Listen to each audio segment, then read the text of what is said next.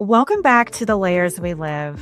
This is the podcast where we explore kind of the deep connections between reproductive and mental health, identity, grief, and healing. I'm your host, Dr. Loree Johnson. And today we're opening the door to a conversation that is both deeply personal and powerfully universal, and that is the idea of weathering. And weathering is a word that's come up in my own journey and in the lives of so many people that I sit with, especially Black women, and especially people from marginalized communities, because it's more than just stress. It is what happens when you are carrying that stress and the challenges associated with that over the years and sometimes generations. And it starts to settle in the body and our mind and our spirit and basically our overall health. In today's episode, we're really going to explore what does it look like up close?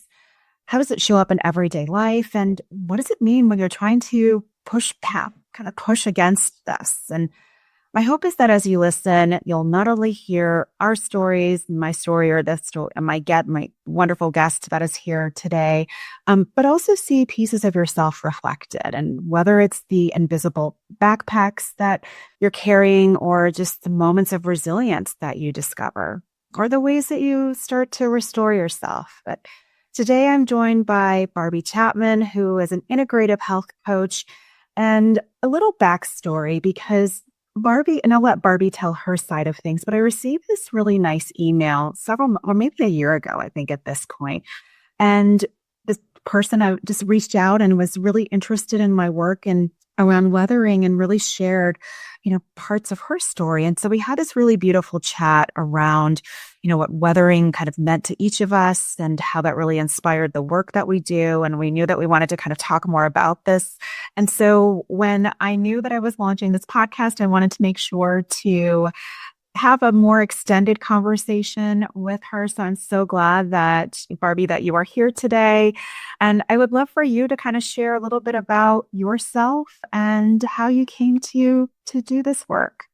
Absolutely. Well, first off, thank you so much, Dr. Loree, for having me join your new podcast. And thank you for the work that you're doing.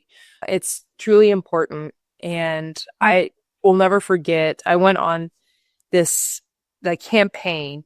It was really out of curiosity and frustration about something that I had been processing, which was leaving the corporate space in search of healing and rest. And in March, I came across this thought of, stress and the impact on, the physical body, on our mind and our spirit. And I used hashtags to type in weathering on Instagram. And you were one of the videos that popped up. You're real. And you had just posted it. So I knew it was complete alignment. And I'm a person of faith. I just said, I have to get in contact with her. And that, again, you helped kickstart a journey for me. And really understanding the rest of the work that I had started. It closed a loop for me. Yes. No, I appreciate that. And when you talk about closing a loop, and when I think about, just a little bit of our conversation before we started, it's like when you start to have more of a different framework for understanding yourself. And there's something about understanding weathering that really put a lot of pieces in place, I think, for both of us. And that's how we connected. And so just hearing that this was part of your journey of healing, finding me and hearing me talk about it, but also continuing to understand yourself. And so can you tell me a little bit about how that informs like the integrative work that you do? Because I really appreciate that message of kind of stepping away from corporate America and how risky that can be, especially as a Black woman, and to take a risk in a very profound way. And so tell us a little bit about the work that you do. Absolutely. I would love to get to the integrative part, but really to give the full story. Last year, September 17th, I was sitting right here in this spot crying, leaving a career that I put my heart, my soul, everything into. Spend sometimes my mental health, my family relationships, my friendships, right? I was crying and I was listening to a song by AJ McQueen. And I just allowed the grief to wash over me.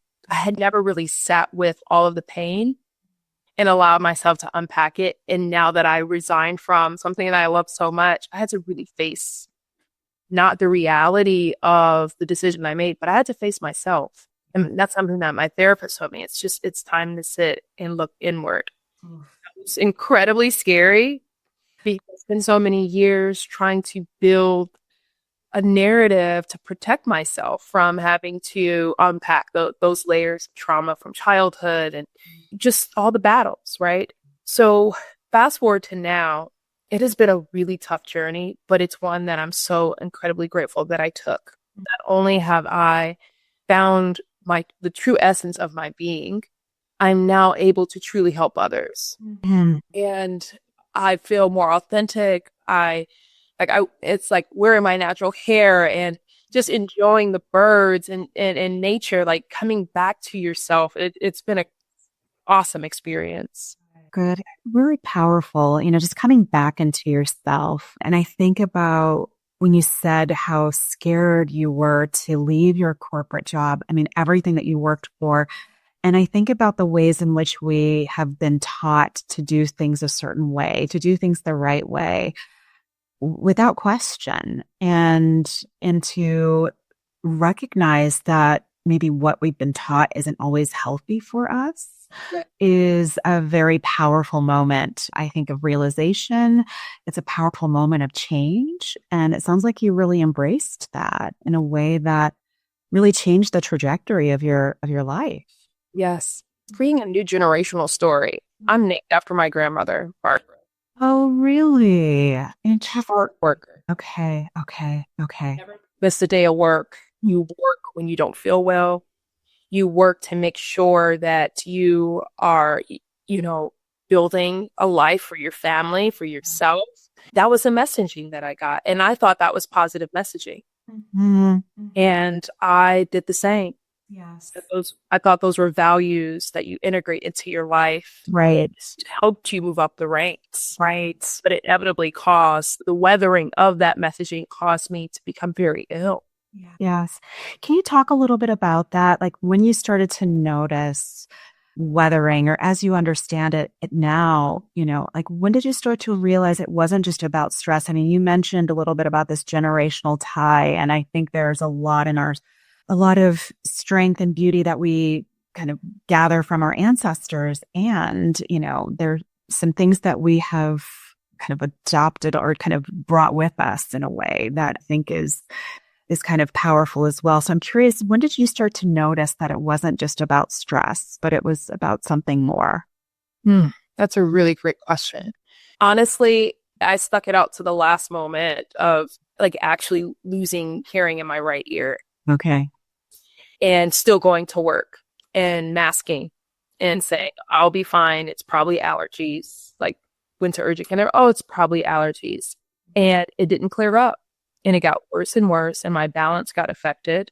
I found myself at the emergency room doing procedures for vertigo to help you. And still did not work. Yeah.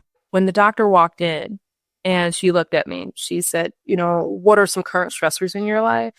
I just broke down and I said, I've just been white knuckling. I've been trying to stay in my job and I can't do it anymore. And in that moment, she said, it's okay. And she actually was a pivotal piece in my healing journey, telling me to look into a trauma program, which I ended up going through. And it was life-changing because, again, it brought up so much to the surface, but I was in a safe space to start to unpack and heal. Mm-hmm. And to have your medical doctor kind of recognize the stressors and ask you about that and, to kind of help you make that connection to what was happening physically for you. It's like that was a really pivotal moment. And I realized too, I don't think I got a chance to even ask you, how are you defining weathering? I know that I kind of defined it at the start of our talk, but like, how do you define it for yourself? Yeah, that's a great question. The dictionary talks about it as it's called like allostatic stress load. And it's a consistent pressure and wear and tear due to, psychological and environmental factors, stressors. Me, It was messaging and narratives that I was holding onto and collecting, kind of like collecting rocks. And he just started to wear me down, hold me down. Mm-hmm. And it's something about rocks too, and how over time water begins to take on the rocks take on a different shape as the water moves past it. And that was what was happening to me. And yes, I allowed the water to just wash over me, and just, it's been a healing journey. So weathering has a very different definition now that I feel like I'm above the storm. Yes. I can see it and the impact that it takes and the toll that it takes on the body. I'm able to now kind of get ahead of it because I have an awareness of it. You have an awareness. Yeah. I like that you said that. I mean, we can talk very formally about like allostatic load, and that's how the body really responds and, to stress. And when I know that more formally, Dr. Arlene Geronimo has kind of been credited with creating that term, which I know not everybody like agrees with. And I think sometimes, people don't necessarily want to consider themselves kind of weathered or having that kind of experience. And I think it does fit for a lot of people because it's this kind of gradual, sometimes this really gradual kind of process of, carrying this emotional weight that has manifested physically. There's some changes in how, it's not lost on me that there are our community, the Black community kind of struggles with kind of disproportionate kind of outcomes, to health and higher rates of like heart disease or cholesterol and, high blood pressure, things like that. And also infertility, which was kind of how I started to learn a little bit about it because I think I just had my first pregnancy loss at that point. I can't remember, but I remember I think it was after my second. And I remember that we were struggling with trying to get pregnant again. And I remember talking to a friend of mine and saying, I really think that, I'm struggling to get pregnant because of this other stress that I was dealing with. And, I was dealing with a lot of like racial microaggressions at the time that I was experiencing at various points in my community. And she was like, yeah, I'm not surprised. You're not alone in thinking that. And I was like, wow, I hadn't heard people talk about it, but that was kind of what started me learning about it and recognizing, wow, what is that connection between this racial interaction and what's happening to my body, and I think sometimes, like you mentioned, you're named after your grandmother, and even the narrative around that having that connection to that name, that strength, never taking a day off. And I'm also hearing, I'm just wondering, like her poor body, not having taken a day off and worked so hard, and what informed her to do that and what that really felt like for her. And those are the kinds of messages that we internalize and we see. Oh, if that's how it's supposed to be, we equate hard work and, with advancement, and that's just what we have to do and kind of be that strong Black woman in so many different ways, whether it's physically or emotionally and spiritually or all of those ways. It's like it comes at a price and at a toll. Yes, it does. Something that you brought up, Dr. Loree, is around the wear and tear. As an integrative health coach, my specialty and my passion is gut health. And a lot of folks just think, gut health, okay, it's just, your digestion, maybe some acid reflux, constipation, but it really goes so much deeper. It's really about our nervous system. And that was an aha moment when I sat in my integrative doctor, because conventional medicine, there was just so many roadblocks. Again, as a Black woman going into the medical system, gaslit quite a bit on my symptoms. And last year I took an integrative approach. And thankfully, we sat down and did genetic testing, which in our community, genetic testing, we don't talk about it. So I took a leap of faith and I said, okay, let's do genetic testing. And sure enough, my results came back and showed chronic stress due to my epinephrine, norepinephrine, GABA, serotonin, like all of our neurotransmitters and those hormones were pretty much depleted. And she said, how are you even existing? I said, but by God's grace, I'm sitting here and thank you, I'm going to get help. But that genetic test showed also the impacts that the gut ends up taking on so much of the wear and tear. which leaky gut syndrome and IBS, those different ailments begin to manifest in the body. Cholesterol, hypertension, diabetes, all of these ailments, the gut has such an important role. And when you're stressed, it impacts that engine.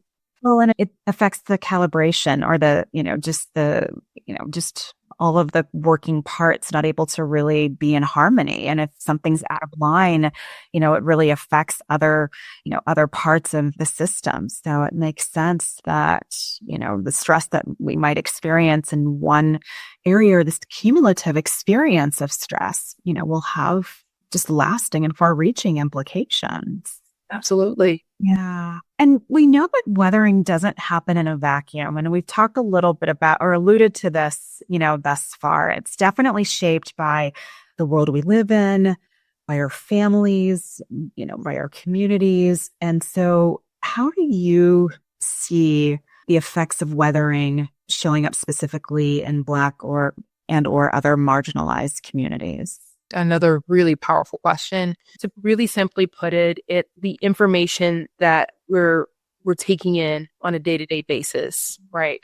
The information and how we're getting it into our bodies and how we are digesting it and how it manifests, right? Information is very powerful. And I think what's happening is, again, it's the gaslighting. It's making people think that they're seeing things or hearing things that are like, we know our experience. We know what we've gone through at, hypervigilance when you're walking through department stores and being followed and watched, like just those simple things on a day-to-day, those microaggressions. Yes. Wear and tear on the body. But you're making believe like, oh, that's so small, but we're minimizing something that has a really big effect on people that have been marginalized.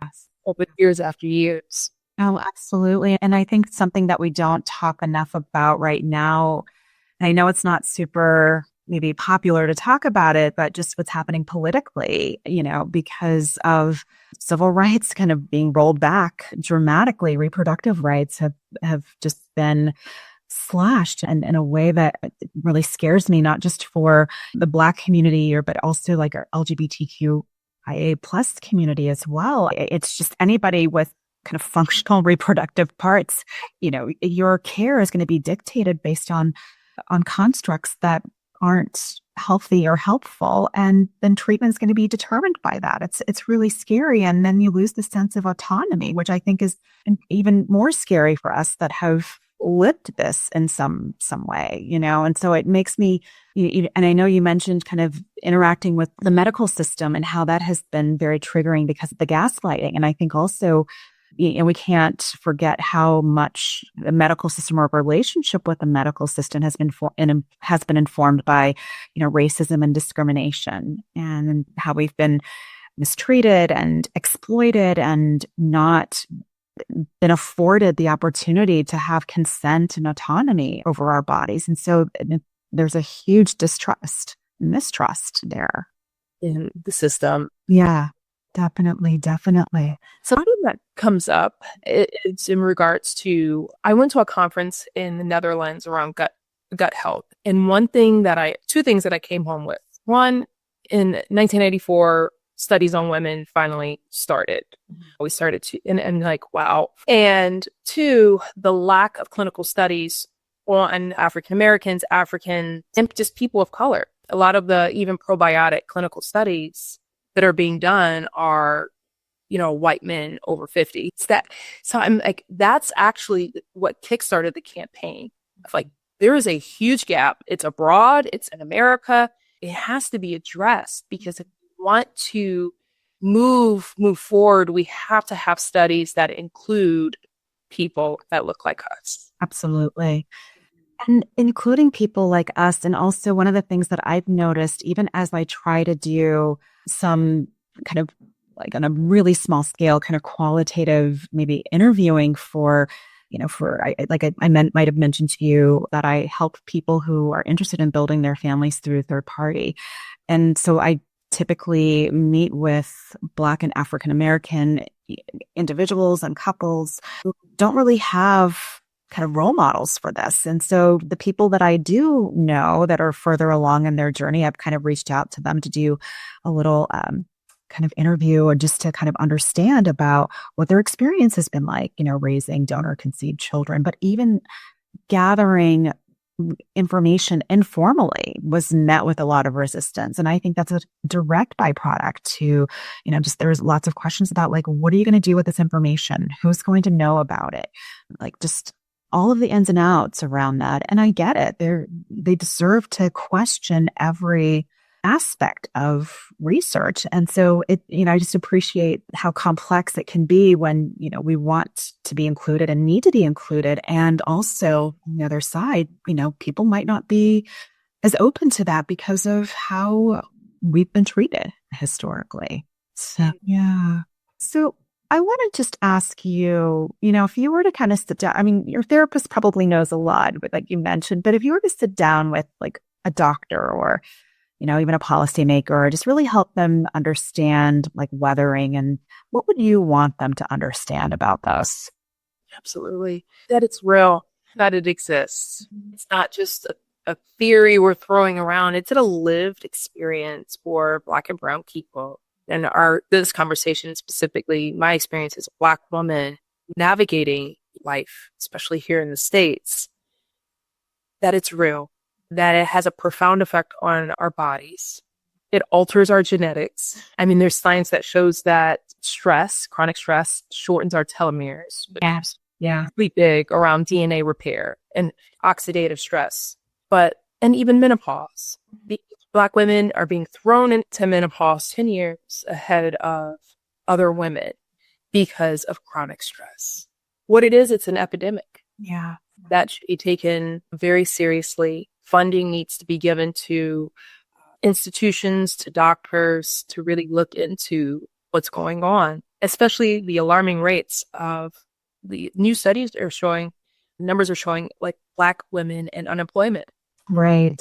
Why is that? Sure, exactly. Like this year alone, I think, if I'm not mistaken, it's like, 300,000 or more that have left or been pushed out of they're pretty significant numbers. And we're not talking about like what's creating that and also what that means for our kind of society. And that is really scary, because I think there are other systemic issues at play that we're not necessarily talking about, and how, I don't think that we're really valuing health the way that we should. And so it's like, I love what you said about making sure that doctors or policymakers kind of understand that this is a lived experience. And sadly, I think when you have policymakers that are trying to act like doctors, that can be kind of scary and sets us up for, I think, just can be a real setup for things that are uncomfortable and potentially dangerous.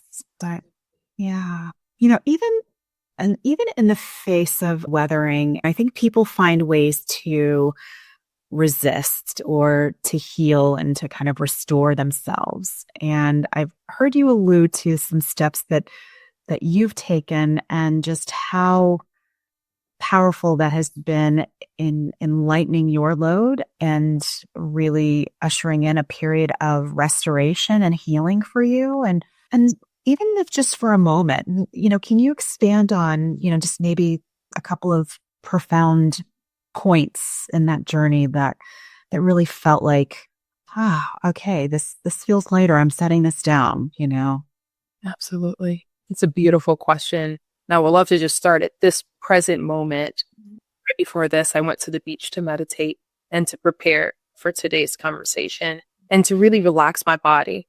And in that moment, I realized the power of the decision that I made last year was the right decision. And it took a year to get to that point. So when I look back to last year, as I already shared, sitting in the chair, grieving the loss, I knew that I was opening the door to a new life. I was very scared on what that life was going to look like, but I had faith and assurance because I had a care team that was built through the help of my doctors, my therapists, on the importance of community. And so I would say that number one, you cannot do it alone. Yeah. Vulnerability is key. Finding safe people family, friends, or, a network, get connected. Yeah. Don't be alone. The next thing is it's just slowing down. And for me, slowing down meant I had to leave the corporate space. That meant losing my income, insurance, awards, and colleagues, networks, promotion, who would have known? But by letting that go, I wrote her name down. It's Lisa Smith, and she really talks about chronic stress. It's not getting the self-care manicures.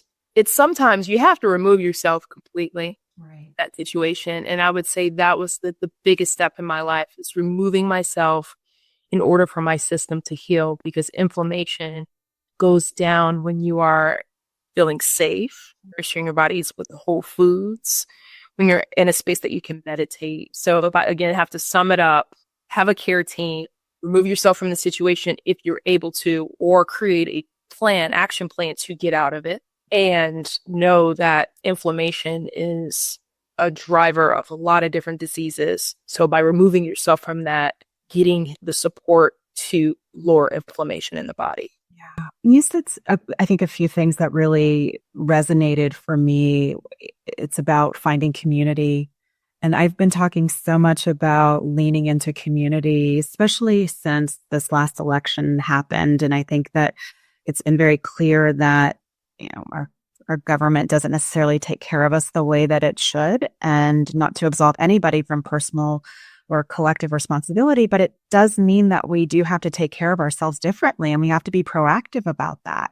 And doing that in community and finding that sense of safety, because those are really key factors in order to have that level of vulnerability to not just examine how the stress has been showing up in your life, but also figuring out what ways that you might need to mitigate that and to take some pretty bold risks. And I'm still have so much respect for you walking away from your corporate job. And I can't tell you, just a quick, kind of, I don't necessarily call it a funny story, but I do notice, or I have noticed, that when I do see a lot of older Black and brown women who have been in corporate America for a very long time, and they come to me because they're no longer feeling, motivated, and they're judging themselves because they don't have the energy to kind of chase the title or chase the promotions. And they're also experiencing some health issues. And let's face it, a lot of anxiety and depression doesn't necessarily manifest emotionally for us. It manifests physically. So they're having issues with their digestive system, or, the high blood pressure, things like that. So so in some ways, I know I can't tell people you need to quit your job, but I also appreciate the power of recognizing how we might need to take ourselves out of certain situations in order to create a situation that feels in alignment and healing and restorative. And that's not what is truly our reality either. So it's really trying to make sure, kind of create that wherever you can. And I feel like that's a huge kind of buffer in terms of weathering. Yes. That part. I want to speak to that because, again, thankfully, I was in a position to step away. Yeah. Supplemental income. I'm married. So I want to not everyone can step away. Right. Society does not play fair all the time. So to that point, again, creating an action plan, remove yourself from that situation or from that workplace. You're so worth it, and you are valuable. And at the end of the day, your health comes first, because we get one vessel. Right. Take care of it is so important. So I just want to make sure that's clear. We're not able to step away. No, absolutely. And to piggyback on that, absolutely. I know that good intentions don't pay the bills either, and we are part of a society where that's part of, that's how we function. I think it's also important to recognize that it's the system. It's not always, and I saw so many people blaming themselves. And I think the biggest message that I wanted to make sure that they had was, this isn't you, this is the system. And sometimes when you're able to make that shift intellectually, it can help you make the shift emotionally, so you orient yourself a little differently. And I think that is another space where healing can occur, because, right, sometimes people can't step away and definitely don't want to make people feel badly because they can't do that, and continuing to be creative about it. Because one thing that we are going to do, and that is be very creative and very ingenious with how we kind of live. And I think really applying that creativity in this way could be helpful. So I really appreciate our conversation today. And as we, just kind of wind down for a little bit, any closing thoughts that you want to share with our listeners, with our community? Yes. As I stated in the beginning, really sitting down and just sitting with all of that pain in that moment, it was so scary. I had been running quite some time from it, but by sitting down and doing the really hard work and I'm in my 30s at this age, I know it's going to set me up for success in my latter days, but also for the future generation, my children, my nieces and nephews. Like, this is a generational thing that we're doing. Family, friends, people that you come in contact with and you share your story, like sitting down, slowing down, letting the body rest is so important. And if you can get started, even if it's 30 minutes a day, sitting down, reflecting, pulling out a journal, and really being honest, how do you really feel? Mm-hmm. And therapy is another thing that really helped me. Having someone to listen to you. It's safe space. And sometimes it might not be the first therapist. So don't give up. Right. Take you, on that journey of finding someone that fits you, and just know that there is hope. Because last year, I will tell you, I didn't think there was hope, but I'm here today to say that there is, and just to keep going, and you can do it. Yeah, that's beautiful. That's beautiful. Thank you. Thank you for sharing your wisdom of your experience and being that touchstone so other people can see different ways of being. And so thank you for that. And where can people find you? Absolutely. So again, I'm an integrative health coach, and I have a company called Poopism. It's really built around breaking the stigma and the taboo on our gut health. So you can find me at Poopism, POOPISM, on Instagram, or my website, www.poopism.com. Perfect. Yes. Thank you so much, Barbie. And as we close, I just want to leave our listeners with this, and that knowing that weathering isn't just a theory. It's a lived experience. It's felt in our bodies, our families, our communities, and our health. And most importantly, naming it, I think, can give us power, because we have to name it in order to tame it. And I think it really opens up this door for compassion, because we don't typically extend a lot of grace to ourselves. I think we try to, but I think we could use a little bit of practice in doing that. So I hope that this can be a reminder to take care of yourself in so many different ways, and to recognize that the weight that you might have been carrying, and you don't have to carry this alone, and how important it is to create spaces that not only acknowledge that weathering is occurring, but actually ease your burden. Yeah, you're managing that stress. And so I want to thank everybody for joining us today. And if this episode resonates for you, just know that we are right here with you. And I want to thank you for joining us. And if you know someone who's walking this path, I hope you'll share this with them. And if you feel inclined, please leave a review, because it does help people find us. And until next time, please be gentle with yourself, and remember, you're not alone in the layers that you carry. Take care.